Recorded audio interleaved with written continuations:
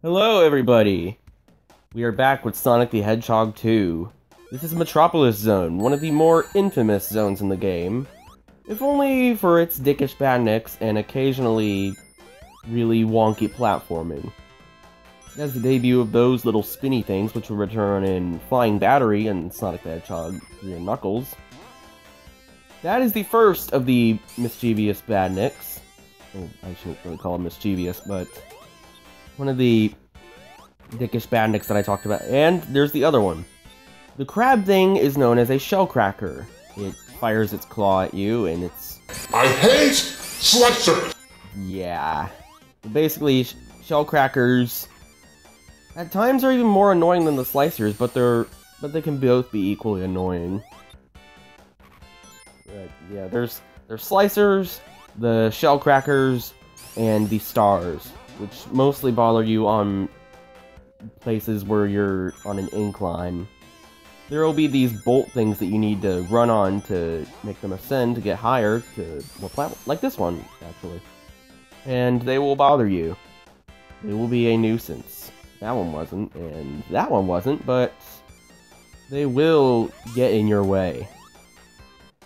If you have Tails with you, you can actually make these things run a little faster, but he's not cooperating, really, so... And now I can't get back up there. Great. That slicer wasn't a big problem. Normally, with shellcrackers and slicers, they're the most of an issue when they're put in a really enclosed area with like, say, a low ceiling. That's where they're at their worst. And, damn it. That can happen. If you despawn a... Okay! I didn't really expect that to happen with the background, but the Metropolis Zone background glitched out a bit there. I thought that would only happen with Casino Night, but there's no real way around it since I'm doing solo commentary this time around, and the way my laptop is, it really isn't really productive for any sort of for any sort of solo commentary, only co-commentary, because that's what I used for Part 5 with Call Note. Or Part 4, sorry. Anyway, you have these spring things that bounce you back and forth, as well as those spiked platforms that are a bit Mario-ish, and they can be a bit tricky. You have to time your jumps. And that still hit me. Those star things are a real nuisance, if I do say so myself. Slicers I actually had the least amount of trouble with. I think it was more the stars, especially the stars, and the shellcrackers slightly. And this loops infinitely until you find the right way out. Something Ice Cap would also try. It's also something Labyrinth Zone from Sonic 1 did. For Act 3, I believe. It looped infinitely until you found a path on the side. And I'm taking the slow way here, even though I can easily zoom past. But I just want to be safe. Because shit like that can happen. But even though I did take the safe route, it still happened to me anyway. No. Also, something I should mention about the slicers and their projectiles is that they can act like boomerangs.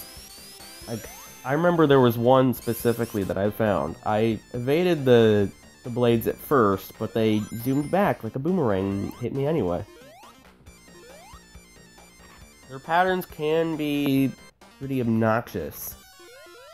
And you want to not really stand on the sides of those things either, because they'll obviously hurt you. It's kind of like the lid things from Oil Ocean, though these obviously don't bounce you as high and the tops don't bounce off. I thought those conveyor belts weren't even solid objects at first. I thought they were just there to move platforms around, but they are platforms themselves, so that's good to know. I get hit a lot in this zone, let's just say that. But it is one of the more challenging levels in the classic Sonic games. or the classic games. If I didn't have Tails there, I probably would have been a goner. This is the only zone in the game with 3 acts, as I said in the previous part. It's because they originally had a separate 1-act zone planned, Cyber City, but they scrapped it late in development, and they just gave Metropolis Zone a 3rd act. That's why this zone has 3 acts.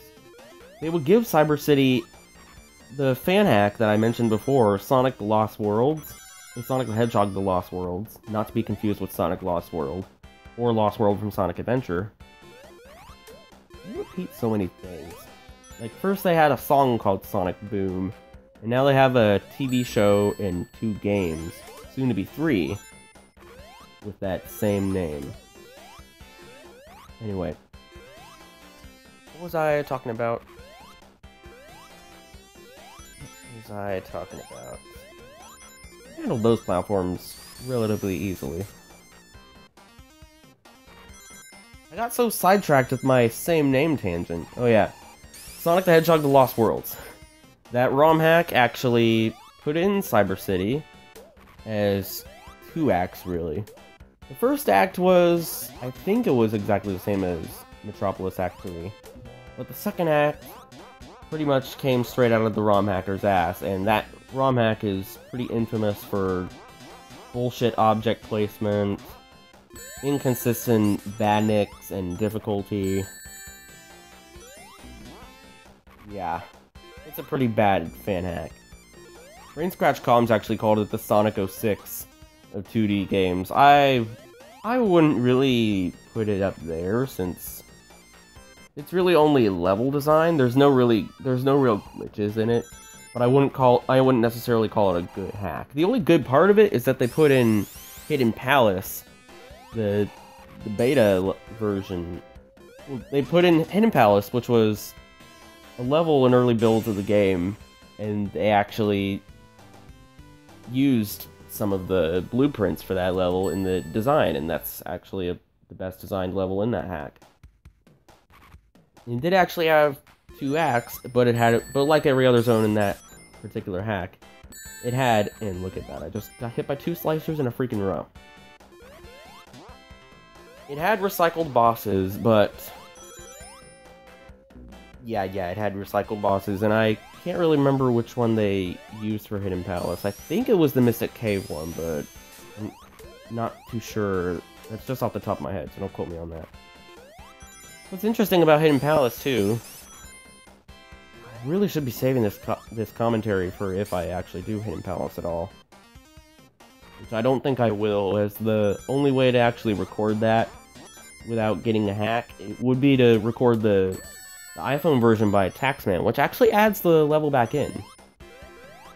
Kind of interesting, and they even made an original boss for it.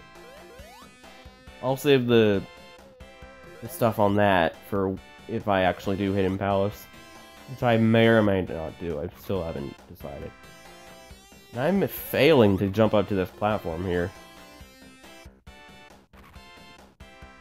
Yeah, Hidden Palace.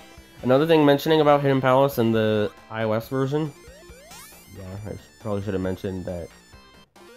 No, wait, I did actually mention it was on iPhone. More specifically, iOS. Is that it was only 1 act.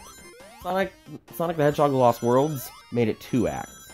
So I honestly think Taxman's version is more, I guess, faithful to the original design of the level. And they did, the Lost Worlds version did make some changes, because the beta version didn't have the original music that you could still find in the sound test menu of the final game.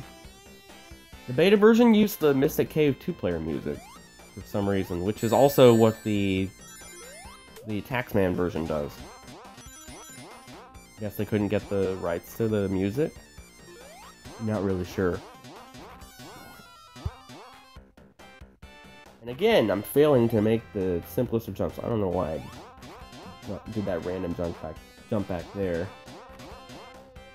Finally, we are up here, and maybe approaching the boss? I can't remember how far we are from it. Good thing I didn't make that jump, otherwise I would have taken a hit.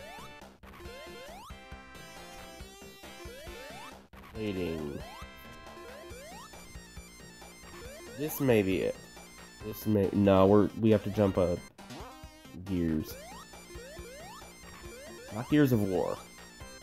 Well, I've heard that series is really good. It's one of the Xbox exclusives worth getting, but I've never owned a Microsoft console in my life. I've always been Nintendo and Sony. I've owned a GameCube, a Nintendo 64. Well, to be more precise, 2 GameCubes, 1 Nintendo 64, 2 Wiis, technically 3 DSs, 1 DS Lite. My sister has a 2DS, but I don't have one. 3 Game Boy Advance SPs,